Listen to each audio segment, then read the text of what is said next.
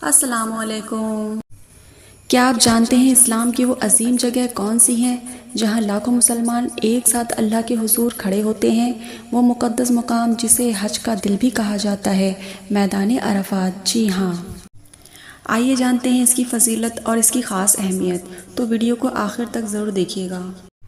یہ وہ جگہ ہے جہاں حج کا سب سے اہم رکن ادا کیا جاتا ہے۔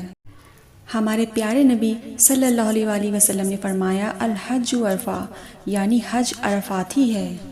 اس کا مطلب یہ ہے کہ عرفات کے میدان میں حاضر ہونا حج کی تکمیل کے لیے سب سے ضروری حصہ ہے۔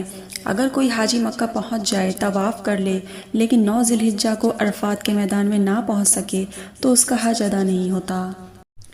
میدان عرفات مکہ مکرمہ سے تقریباً 20 کلومیٹر دور واقع ہے۔ یہ ایک بہت ہی وسیع اور کھلا میدان ہے۔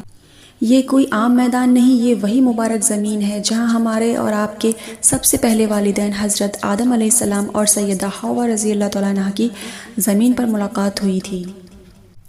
جب وہ جنت سے زمین پر اتارے گئے اور سالوں تک ایک دوسرے کی تلاش میں تھے، تو اسی میدان میں جبل رحمت یعنی رحمت کے پہاڑ کے پاس وہ ایک دوسرے سے ملے اور یہیں پر ان کی توبہ قبول ہوئی تھی۔ سبحان اللہ۔ اس میدان عرفات میں ایک بہت ہی عظیم و شان مسجد ہے جسے مسجد نمرہ کہا جاتا ہے۔ آپ کو یہ جان کے حیرت ہوگی کہ یہ ایک ایسی واحد مسجد ہے جو سال میں صرف اور صرف ایک دن کے لیے کھلتی ہے، اور وہ دن ہے 9 ذی الحجہ یعنی یوم عرفہ۔ اس مسجد میں ظہر کے وقت خطبہ حج دیا جاتا ہے۔ یہی وہ مسجد ہے جہاں ہمارے نبی صلی اللہ علیہ وآلہ وسلم نے اپنے آخری اور طاہری خطبہ حجۃ الوداع دیا تھا اور پوری انسانیت کو برابری، تقوی، حقوق العبادت، عورتوں کے حقوق کا سبق سکھایا تھا۔ خطبے کے بعد اسی مسجد میں ظہر اور عصر کی نماز ایک ساتھ ملا کر پڑھائی جاتی ہے۔ عرفات کا میدان ہمیں یہ سکھاتا ہے، اللہ کے سامنے سب ایک برابر ہیں، اصل عزت تقوی میں ہے۔ دعا اور توبہ کے دروازے ہمیشہ کھلے رہتے ہیں۔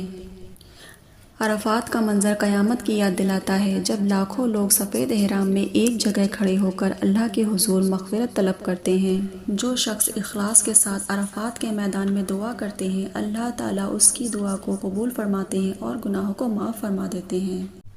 اللہ تعالیٰ ہم سب کو حج کی سعادت نصیب فرمائے، آمین ثم آمین۔ اگر آپ کو یہ معلومات پسند آئی ہو تو ویڈیو کو لائک کریں، شیئر کریں اور میرے چینل کو سبسکرائب ضرور کریں، اور اپنی دعاؤں میں ہمیں بھی یاد رکھیے۔ اللہ حافظ۔